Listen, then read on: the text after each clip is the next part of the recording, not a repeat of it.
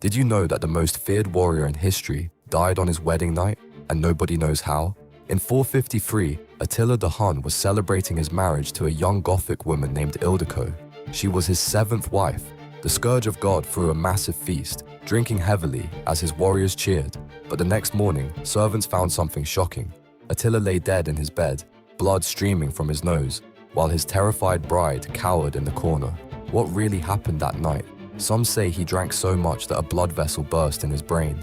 Others believe Ildiko poisoned him on secret orders from Constantinople. The darkest theory suggests his own nobles murdered him because they feared his growing madness. Whatever the truth, Attila's death changed everything.